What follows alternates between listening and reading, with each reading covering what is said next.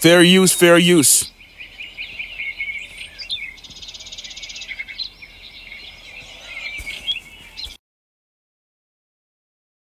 He adopted her more than 20 years ago, and she thanked him in this way. Lisa is a 4-year-old girl from an extremely poor family. Her parents lost their jobs and couldn't even afford basic food, so they had to wander the streets. One day, they left Lisa alone on the street and ran away. After that, young Lisa wandered the streets alone for several hours. Although she was only 4 years old, she might encounter malicious people and even suffer extremely cruel injuries. Fortunately, 38-year-old Tom was driving to the store at the time and happened to see Lisa alone on the street. He decided to take her home and take care of her. Tom has a wife named Evelyn. They have been married for 15 years but have no children. Tom and Evelyn raised Lisa as their own daughter. But unfortunately, Evelyn fell seriously ill and died a few years later. 20 years later, Lisa grew up and saw that Tom was still deeply in grief over the loss of his wife. So she decided to thank Tom for his kindness. But the way she chose will surprise you completely. Reply, adopt. He adopted her more. I don't know about you, but I think this is a little sick. Anyhow, first and foremost, giving all praise, honor, and glory to Yahweh, Bahasham, Yahweh Shai, Bahasham, Rakaha Kwadash. Double honors to the apostles and the elders of the great millstone, on whom I learn from daily.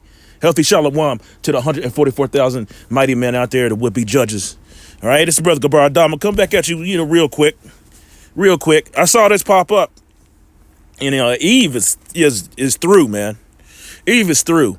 Now we saw the story behind what happened to her, which could be fucking fake. Salakia, for the language. But look, I don't know too much about adoption either, but I do know this.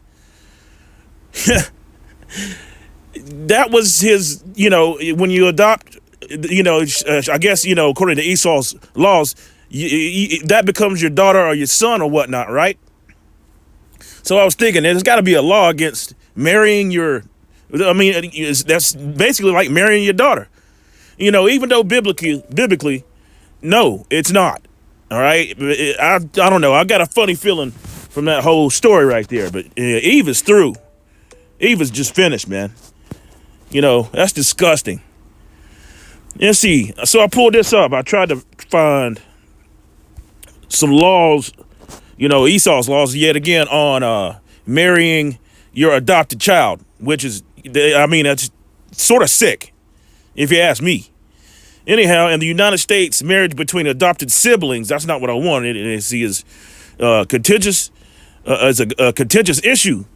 In some states, such marriage are strictly prohibited. So adopted siblings, they can't marry. So it has to be that the parent can't marry the parents can't marry the children. It has to be. And see, parents cannot marry their children. There you go, right there. Parents cannot marry their children. And when an adopted child becomes your child, you cannot marry her. It says her, should say him also, right? Adopted siblings who intend to marry should not share more than 25% DNA. Yeah, that DNA bullshit.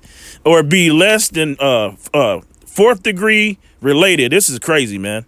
It's all about the seed of your father anyway, and not to mention the scriptures go into it and very plainly tell you that young women should marry and bear children. Okay. And old as he is, he could probably bear children, if he's not, shooting blanks, but then again, he got the appearance of an Edomite. So again, Eve is through. Anyhow, they must prove to the court that they are not related before getting authorization. Marriage is sex anyway. And you clearly see they were probably getting it on. That's disgusting. Let's go to a couple of scriptures. All right. I'm going to make this short. But let's go here. Scriptures reads, Hebrews 13 and verse 4. Marriage is honorable in all, in the bed undefiled, but whoremongers and adulterers the Most High will judge. Verse 5, let your conversation be without covetousness, and be content with such things that ye have. For he have said, I will never leave thee nor forsake thee. Now, when you go here and you read this scripture, this is how she's going off. She's not, You're only supposed to be married one time, and marriage is penetration, man. When you cut the hymen, all right, and you show the tokens of virginity and all that. If she found out to be a virgin, her ass gets put to death. But this is how she went off. Is in fact, and this is if the guy's an Edomite. He very well could be. I don't know. But marrying an Edomite, that's off because, again, here, let's go here. I'm trying to explain this the right way. Yeah, here we go. Let's read it like this. Let's do this. Come on. House. 1 Timothy 5 and verse 14. I will therefore that younger women marry, bear children. That's what I was talking about before. Guide the house, give none occasion to the adversary to speak reproachfully, right? And she's giving, she giving the adversary everything. She married her own father. Now, according to the laws in the Bible, yeah, I mean, if she wants to go and marry an Edomite, fine, but she's going off, and she cannot bear any Israelites. So her, his seed would be spoiled, and her children would be spoiled, even though she's still an Israelite. That's even if she is an Israelite. She could very well be another nation. I'm just saying, for edification purposes. All right. Verse 15, for some already turned aside after Satan. If any man or woman that believeth have widows, let them relieve them, and let not the church be charged, that it may relieve that are widows indeed. Okay. So, the dude, his wife died, and 20 years later, he's still a parent. And again, according to Esau's laws, we just read it, that's illegal. You can't do that. You see? That's just, and to me, that's just odd. It's strange, that he would marry her. It could be, what is that? Stockholm syndrome? We've all seen a lot of those, stories about, how Edomite families will adopt Israelite children and abuse them and do all kinds of different things. So she could very well have Stockholm syndrome, man. I'm just saying.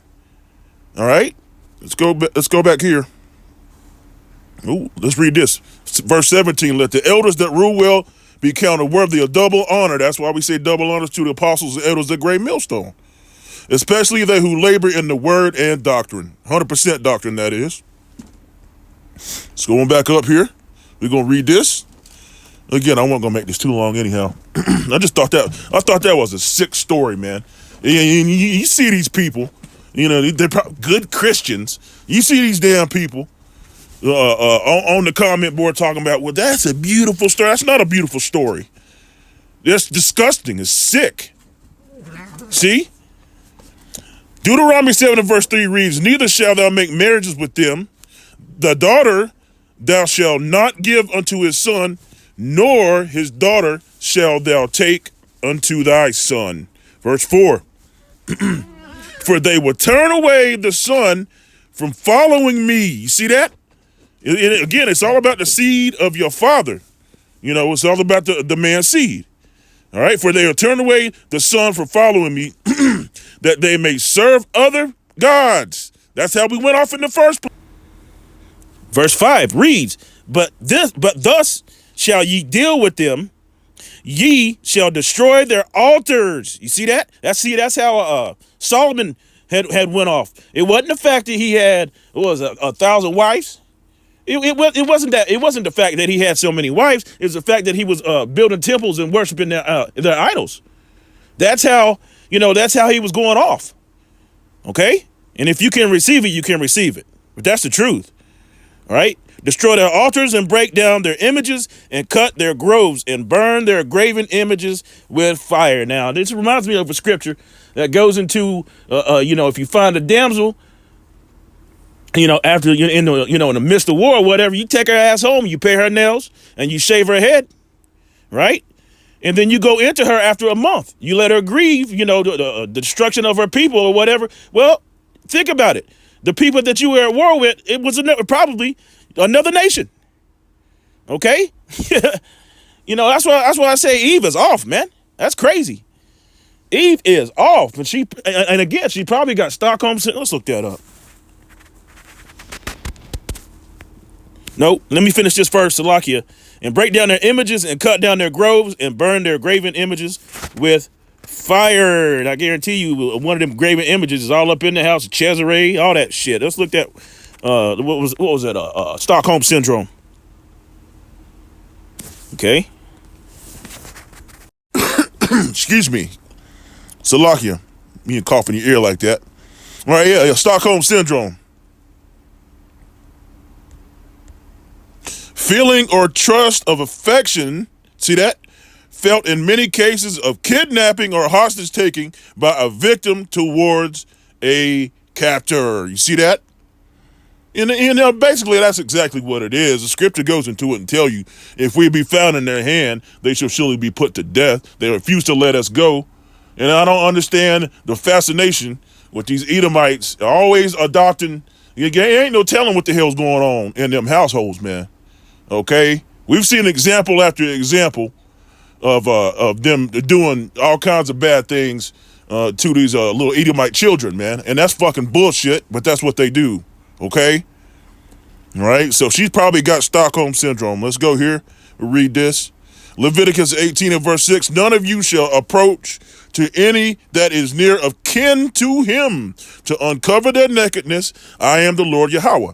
All right. Now we do understand they are not of kin, but in this world we must follow these laws so we can live, and not be put up under the damn jail.